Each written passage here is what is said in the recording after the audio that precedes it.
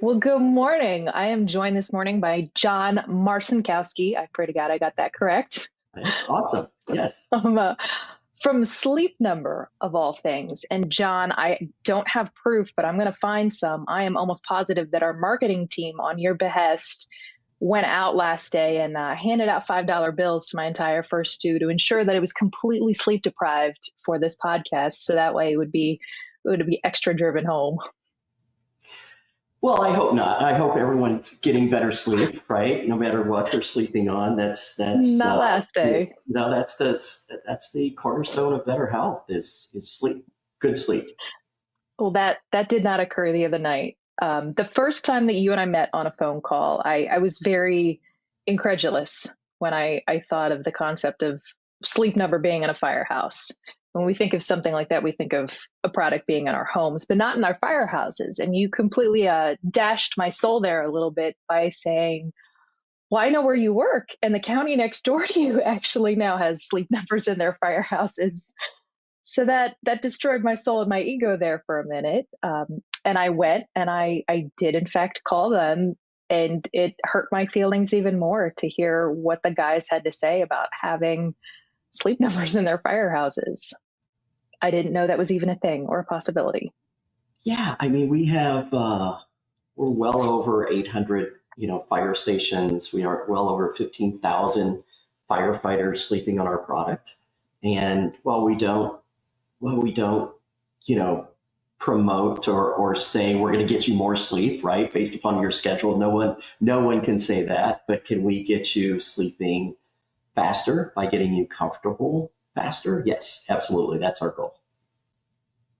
I think the big thing for me is you already said it. We can't stop the calls that come in, but that maybe half hour or hour, 15 minutes that I might get between a call at night, I can't fall back asleep personally. And I think that's something that so many of us struggle with. We're pretty good about keeping the bunk rooms at a lower, cooler temperature. I know the guys at my firehouse have a airport bay sized fan in their bunk room that practically blows them all away. So that's not the issue. It's I simply can't get comfortable. I do that. I start out on the left side, move to the right side, go to the left side. It's when you and I first talked, I made the joke, but it's true. We so often end up with the leftover prison mattresses at the firehouse. Yeah, I cringe when I hear that. I just, you all deserve better. I mean, our heroes in our towns and cities, and you definitely all deserve better. You deserve better sleep. Because better sleep is part of the recovery, right? Both mental and physical recovery. And you need that to be 120% of yourselves, right? When you're going out and addressing our emergencies in our towns and cities. And when I talk about to firefighters about our bit, we discuss we always talk about the correct amount of sleep or timing, with fires and accidents and emergencies. They all have schedules, right? And you have to make sure that you get quality sleep, because we know you're not going to get the quantity of sleep. And when Stephanie, what you were just saying, when you're laying on a flat mattress that's not adjustable to you, that's your body trying to adjust to itself to that sleep surface, right? And whether it's a firm or medium firm or extra firm, when you line up a firefighters, right, one size doesn't fit all, right? When you look at everyone right across the board, there's no way an ordinary bed can provide the proper comfort, firmness, and support for everyone, right? So, sleeping posture is so important as sitting or standing posture, because once you get comfortable, that's when you fall asleep, right? No, it's true. I think another huge issue that happens to every firefighter, everyone I've ever spoken to, is actually at home. And that's the night before coming on shift. We all get this no matter how long you have in the fire service, just very hidden anxiety of I am going to sleep through my alarm. It's innate. We all have it. And none of us can sleep the night before we come on shift. So we already start that shift in this sleep deprivation because we can't get physically or mentally comfortable.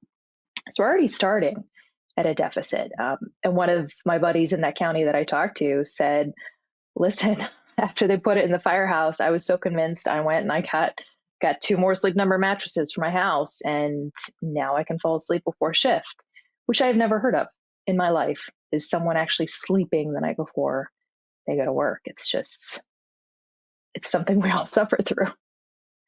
Part of that anxiety, could be that, oh, I'm leaving my very comfortable bed and I'm going to go sleep in whatever in the firehouse, right? And, part of that anxiety is, I'm going to go on a whatever shift, right? 12, 24, 48, 72 hour shift.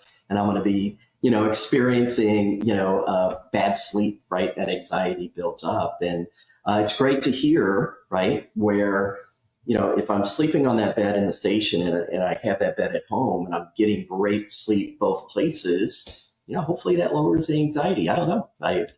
It sounds like for the individual you spoke to, it does. Fingers crossed. Yeah. Something that's big in the fire service is our health. It's not big in the fire service. It's big when it hits us and we kind of ignore it until it happens. And we do have some great research coming out. We're finding out different things. But I think one of the most ignored things that we don't focus on is our sleep. It's the building block of health, right? If you're not sleeping, your body's not recovering. I mean, your endocrine system, your heart, your brain, all these major things to survival are completely affected.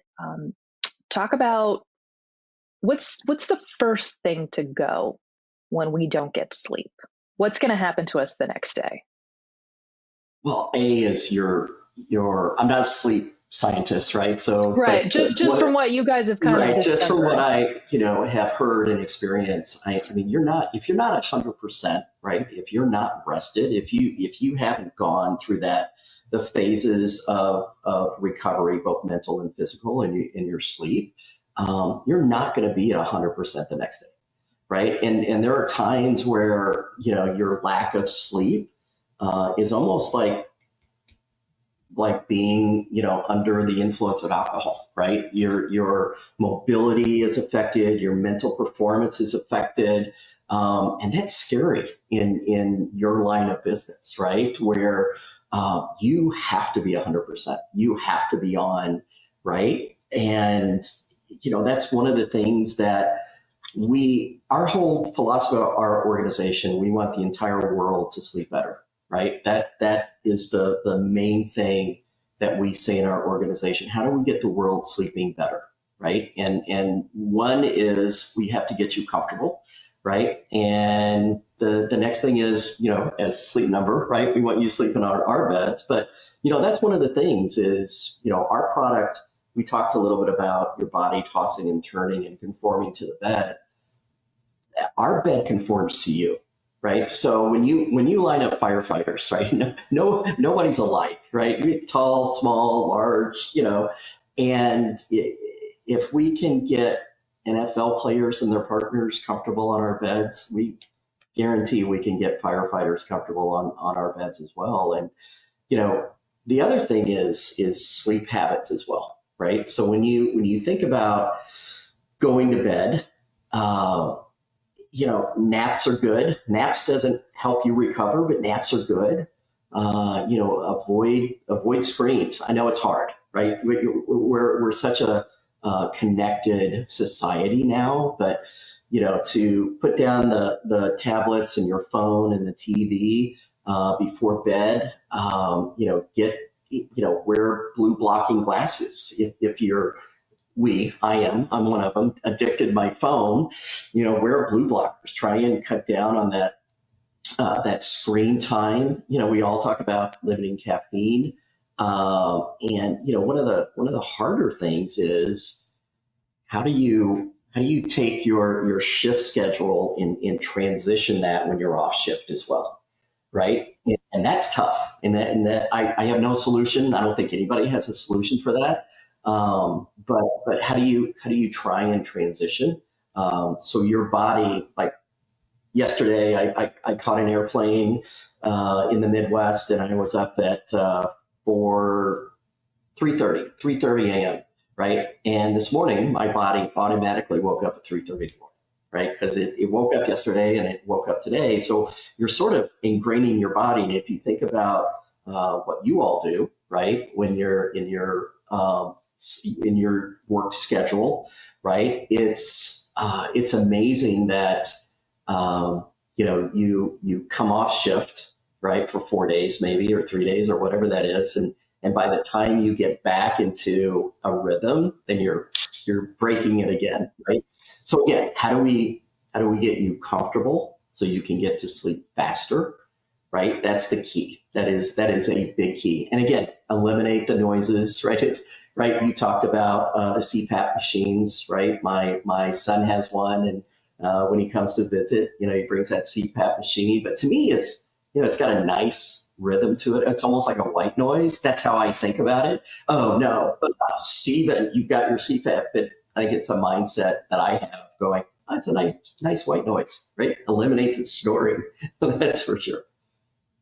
So you brought it up, and I'm going to completely throw my significant other under the bus. He was a firefighter, had an entire career. He's moved on to a different part of the fire service. If he's off shift, but he might or might not have that snoring when I'm at home. And looking into, before we had this conversation, looking into the numbers of firefighters who undiagnosed suffer from sleep apnea due to this lack of sleep shift life that we have was absolutely insane.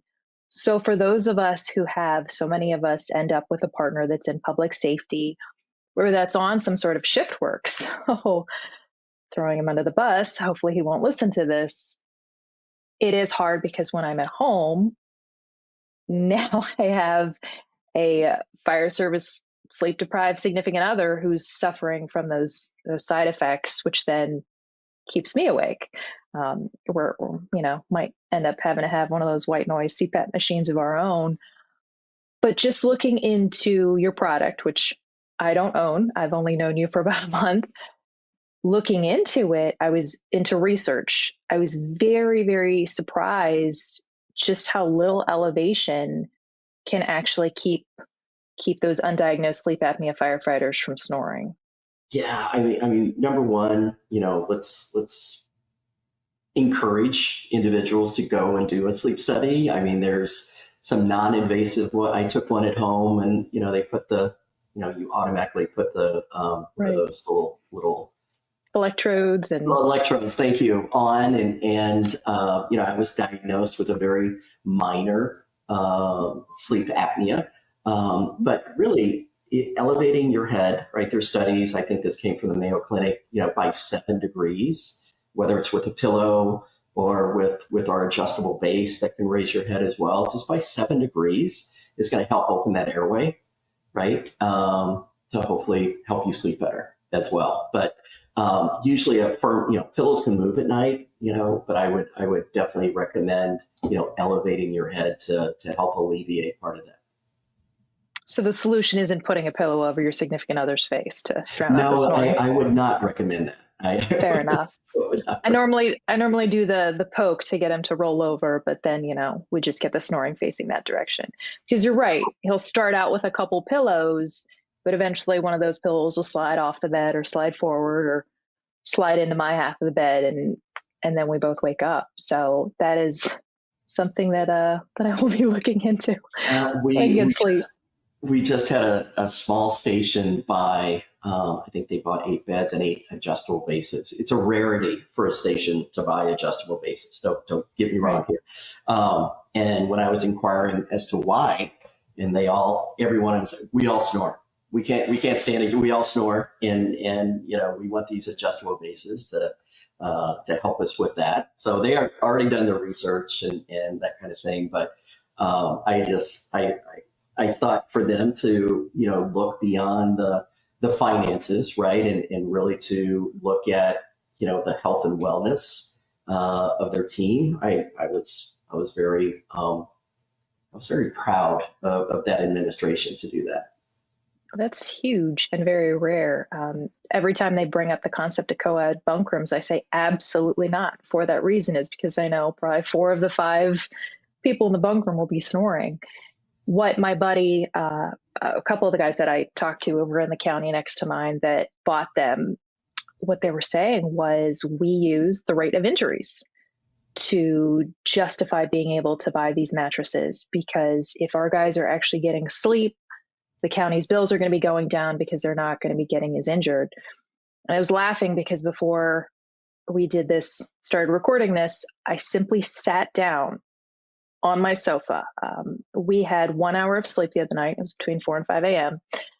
And the 2 nights before that weren't much better. And all I did was sit down. Now, anybody below the age of 40, laugh all you want. Once you get to 40, I'll be laughing at you. But completely popped something out in my back and couldn't raise my right arm and had to spend the next 20 to 30 minutes on the roller trying to pop whatever it was back in. But that's such a common problem, right? All these little aches and pains and issues, and watching how we physically wear ourselves down.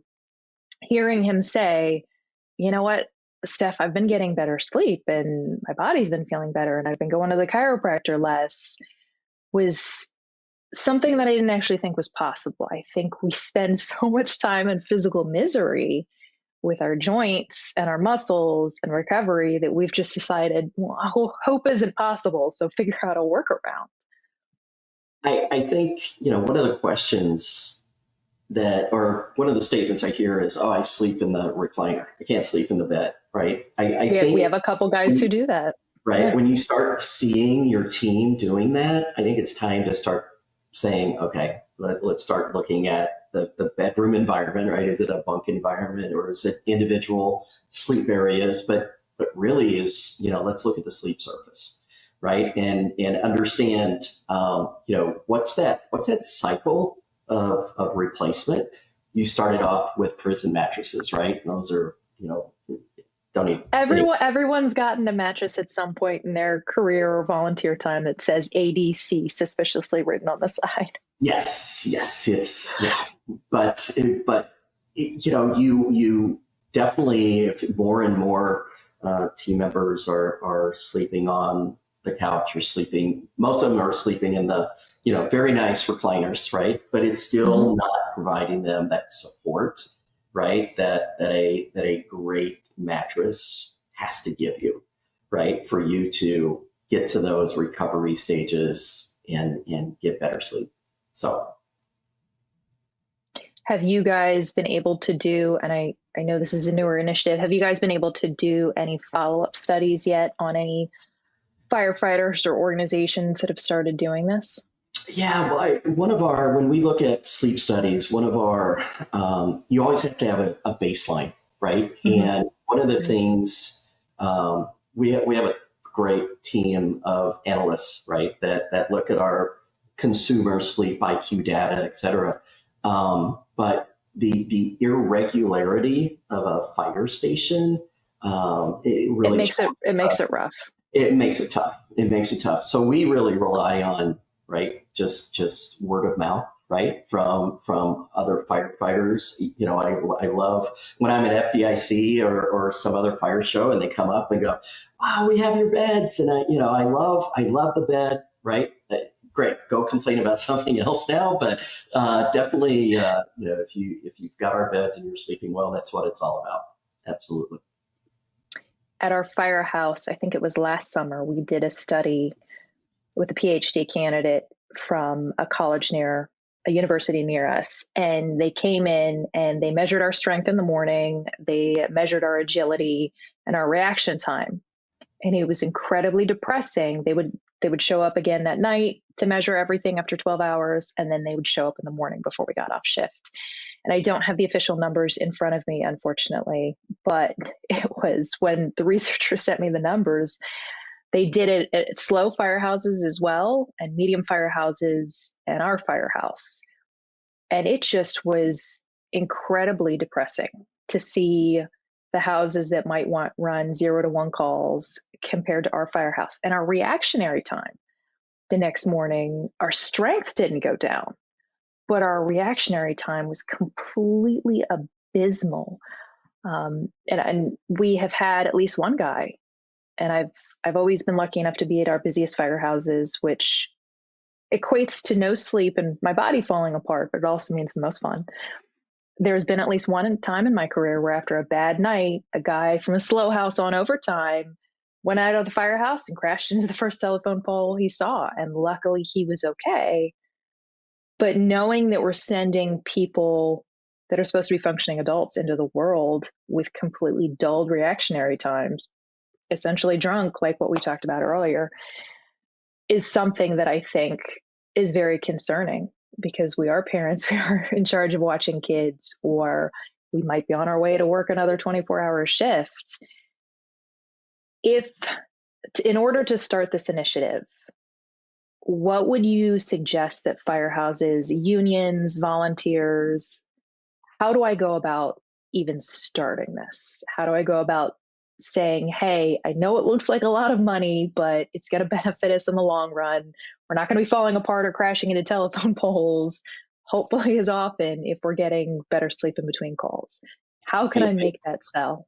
I think there's that's a really good question. I'm smiling because when I speak to firefighters, I hear from different fire chiefs and different philosophies on sleep, and there's a variety of ways to approach this, and one from a financial standpoint, right? One, we have a 15-year prorated warranty. That our beds are component based, right? So all of our beds have a zipper, right? So if that bed's shoved up against the wall and you keep getting out of that side of the bed, right? You don't have to replace the entire bed. You can just zip it open and we can send a tech in, or you can replace it, right? We can just replace that side piece of foam, right? Foam deteriorates over time. It's going to happen no matter, what bed, our beds, etc. But that's one thing, right? So our replacement and maintenance is minimal compared to replacing a mattress every 4 to 6 years, right? So that's one of the great things. The second thing is, I mentioned the 15-year. The financial team loves it, right? So they can amortize that expense over a longer period of time as well. And third is that we have 650 stores all over the country, right? And there's a local one as well. And when we sell into a fire station, we encourage that store to engage in that fire station, to start speaking to them about sleeping and better sleep, and how do we get you sleeping faster? How do we find your sleep number setting if you can't find it on the remote, etc. So we're very hands-on and passionate about our product and sleep as well. So that's that support. But ultimately, it's we've removed the decision of making, do we buy a firm bed, or do we buy an extra firm bed or a medium firm bed, right? Where, I don't know, I've seen grids where, this will solve, 85% of the sleepers or 65% of the sleepers, right? Like I said previously, our bed with the touch of a button and the air supported sleep system that we utilize, we can get everybody to sleep on that same bed, right? As you rotate through on your shifts, whether you're tall or medium or small or extra large or extra small, we'll get everyone comfortable. We did a demonstration, I remember, down in Texas. I think it was Sparks Fire Station, and we brought in the chiefs and deputy chiefs, et cetera, and this one firefighter, you can't get me to sleep. I can't sleep at all. And there was probably about 15 of us in the room, and she laid down on that bed, and all of a sudden she's sleeping away. Like in 10 minutes, she's sleeping away, and we're all like, see, we can get anybody to sleep in this kind of noise. And of course the alarm went off and she was wide awake and jumped out of bed immediately. But yeah, we can get everybody to sleep in sleeping better and more comfortable with our adjustability of our product. I know you guys will be at FDIC. I think a great project by probably day 6 for me out there would be to just I can be an art installation. I can just come out and nap on that thing by Friday all day. You can go in any of our stores and experience Sleep Number. So don't wait to FDIC. Go ahead and I don't know. I think the amount of time I'll need to sleep by Friday on FDIC, they'd kick me out at any store. Oh, yeah, yes, yeah, usually. Well, John, thank you so much for coming out and explaining the benefits of this. I think the foundation of everything we're facing, cancer, the high need for CPAP that we're discovering, cardiovascular issues. We hear so often about firefighters not waking up at the firehouse because they had a cardiac event in their sleep, or passing away after a shift. And sometimes it'll be after a big fire event, but sometimes it won't. And that really, really scares, I think, myself and a lot of others as to what are we doing to every single system in our body by not sleeping. And there's no grand answer, right? We can't necessarily go back to 8-hour shifts or 10-hour shifts or 12-hour shifts. I think the 24-hour shift at a minimum is here to stay. So during that time, we have to do something. We have to figure out how to get people to fall asleep during calls, or to make napping at least easier during the day. And I would have never known, if it weren't for our marketing team, that getting a non-cheap, ridiculous overflow mattress in my bunk room was even an option, or something that unions and volunteer firehouses could even push for. So I truly, truly appreciate your team and what they do. I'm hoping that I get to at some point experience it in my career. I know you guys do offer a fire service discount for beds in our homes off duty, which yes. Yeah, stop by the booth. We have a special offer at the booth for your home as well. But you said it. I mean, it's health and wellness is the pillar.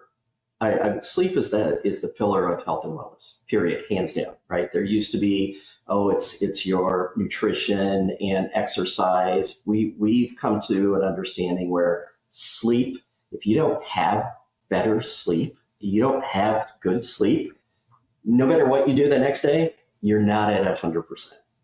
Right? You're just not. You can eat well and exercise that day and lose it all because you didn't get into a great sleep routine.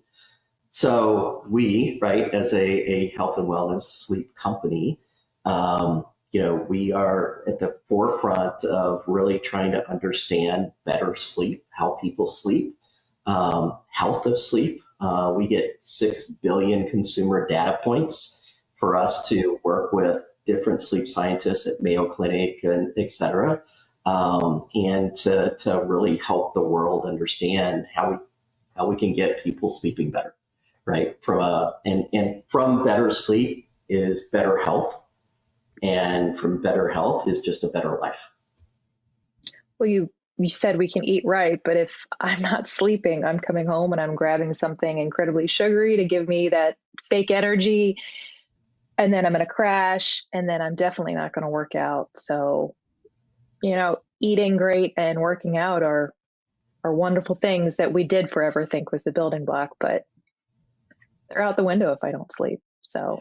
And you just mentioned it too. I had a good friend at Sleep Number. He used the word junk sleep, right? Just like junk food, there's junk sleep. Mm-hmm. You may think you slept well, right? And you may get, fitful rest, but it's unless you get into those recovery phases, right? It's really junk sleep, just like you said, right? And from there, you're going to create some other bad habits, as you just mentioned. Even on the rare days when we, for some reason, sleep through the night, or maybe at least get a 5-hour chunk of sleep, you're not falling asleep at the firehouse. It's not a true REM sleep. It's not that deep recovery sleep. It's still, you still wake up groggy, even if you slept through the night, because it's fake sleep. It's junk sleep. I love that. So, John, thank you so, so much for coming on here, giving us a little bit of insight. This is definitely a conversation I will be having with our union, because we do have some houses that could really, really, really benefit from this. And I think if we combine it with our rate of injury, and just rate of other physical comorbidities, I think we can make the solid case. So thank you for doing what you do.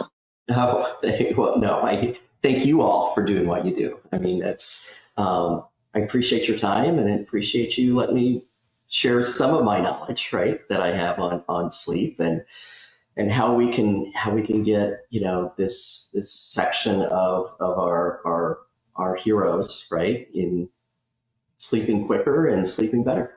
We do what we can. Well, Thanks, I look forward to seeing you at FDIC. Same. Thanks, John.